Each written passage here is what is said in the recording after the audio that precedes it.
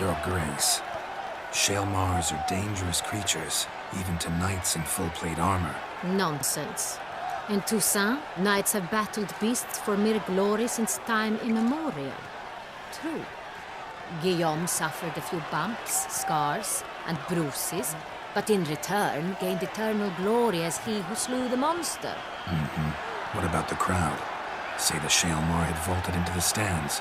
Would have been a massacre. Geralt, though we value your fortuitous intervention in the arena, we would remind you your services have been retained, and as shall soon become clear, you will be generously compensated for completing another task altogether. Your Grace, my contract.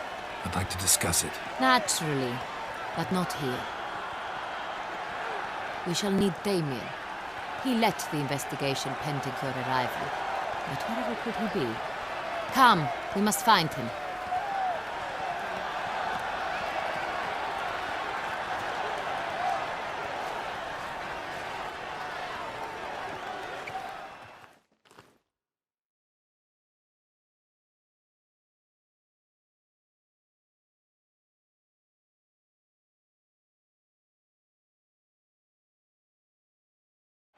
Have you come alone? Or did Viscount Julian accompany you? Wish to see Dandelion, Your Grace? Yes. I mean, no. Yes. But solely to tell him we regret. Yes, deeply regret rescinding the death sentence we so justly handed down upon him. If we could turn back time, we would make certain he sat in a tower till he rotted. No, we would ensure he was broken on the wheel, then drawn, hanged, and quartered.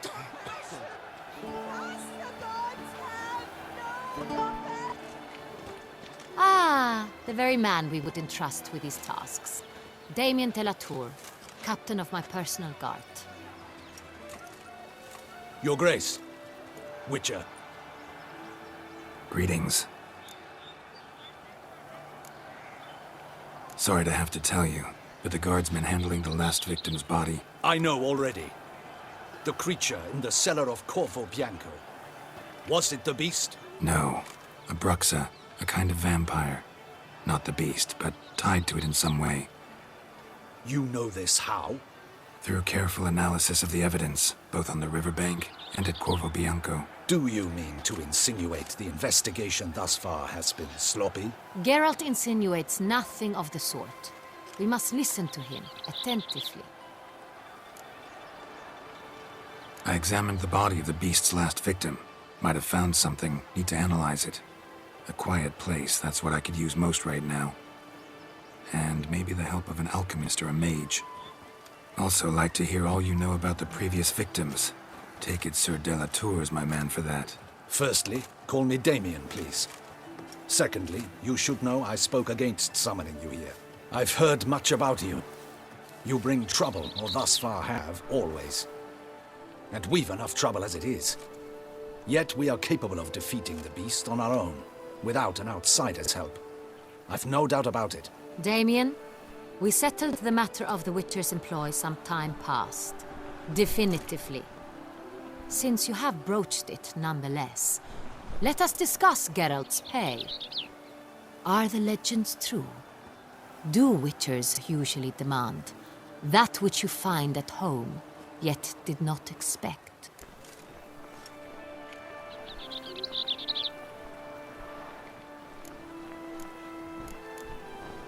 Yes, Your Grace. The law of surprise. Time-honored.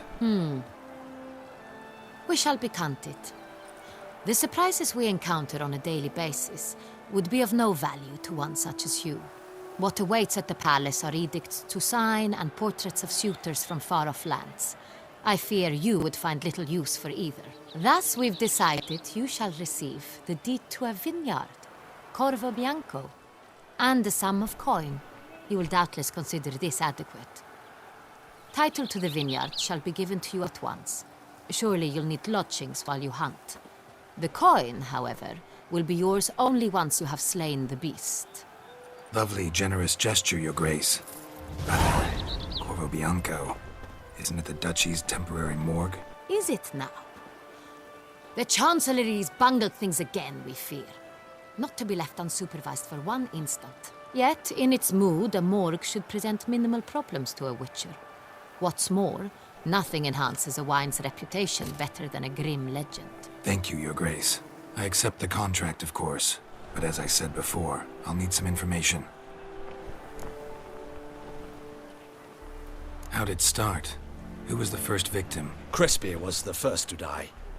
He was famed once for his many glorious tournament victories. Then he grew old, hung up his sword, and took to winemaking. Crespi was not loved by the wine merchants. He was ruthless in business and thought to cheat many a time. He asked us for a dispensation from all court ceremonies. We did not grant it. We could not. Once you've taken the oath of a knight, you remain a knight till death. How'd he die? Where'd they find the body? Quite unusual, the circumstance.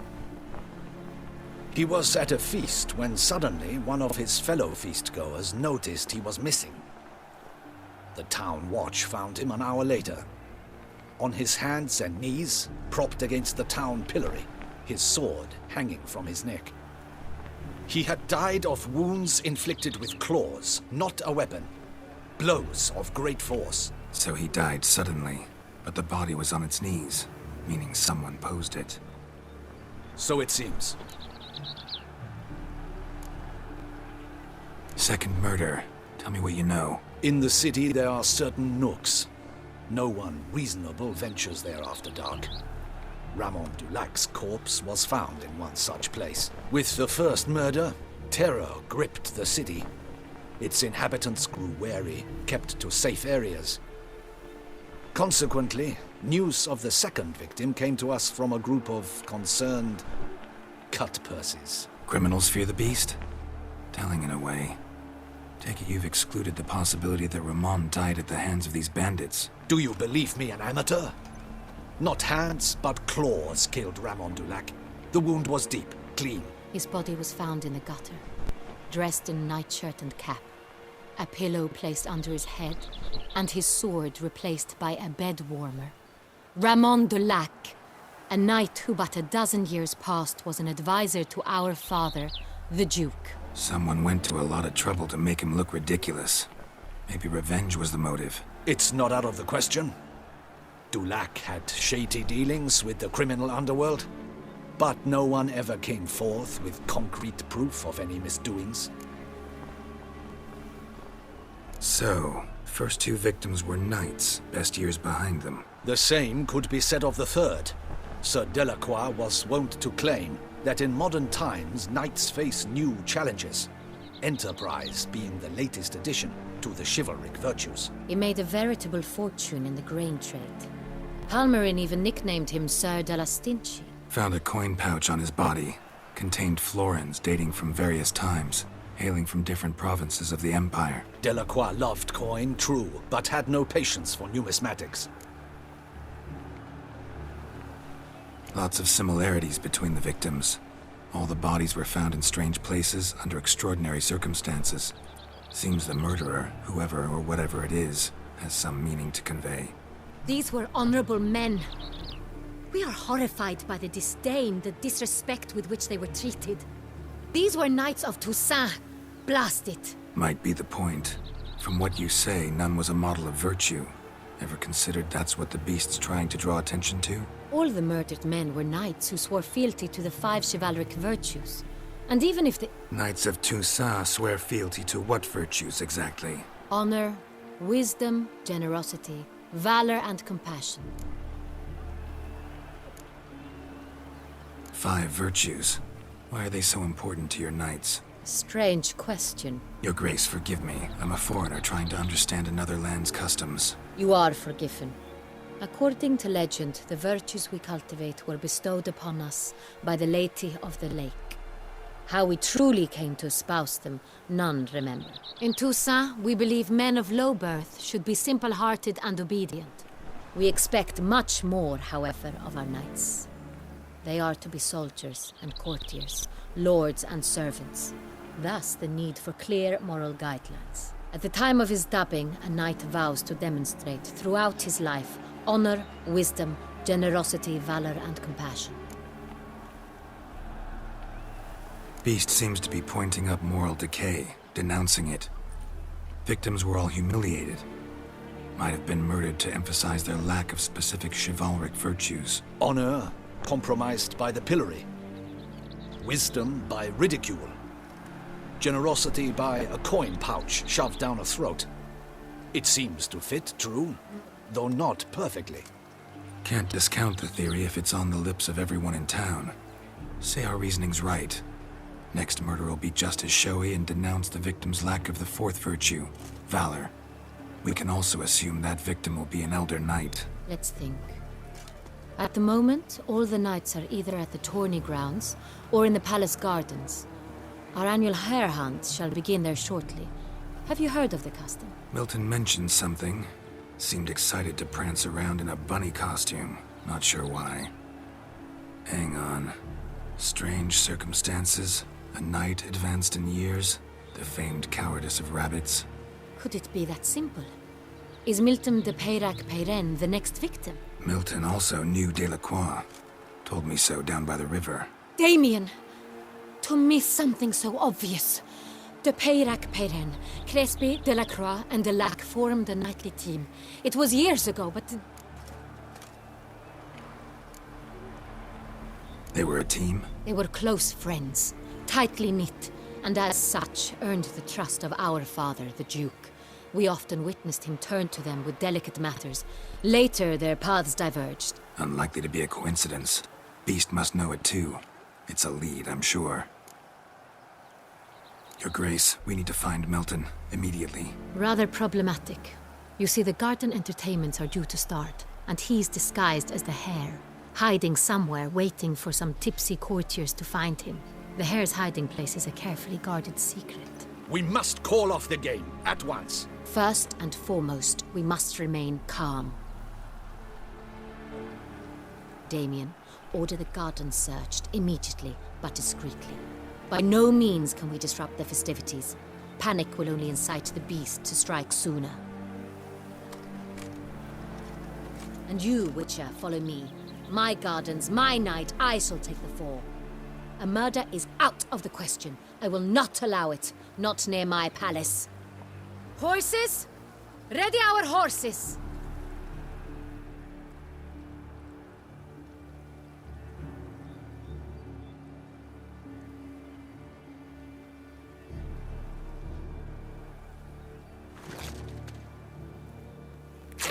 Your Grace!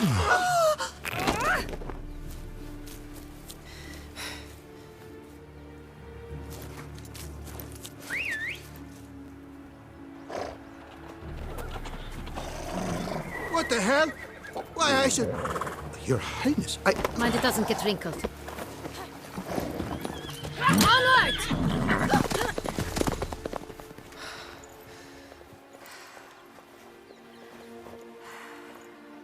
Hey!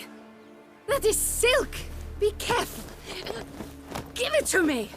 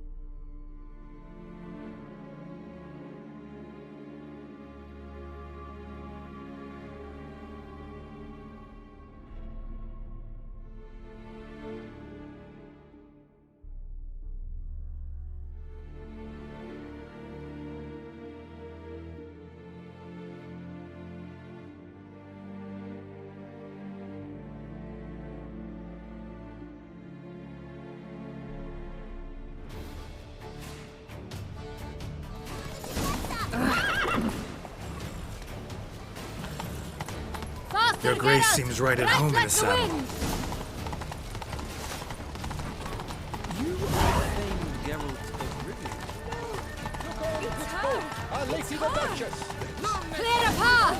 Clear the way, I said! Some boat? Is this part of the game?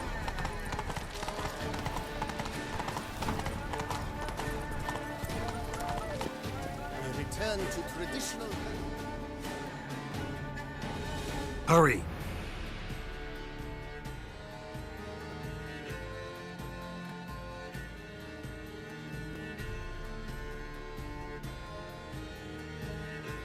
Mean we need to find those things too?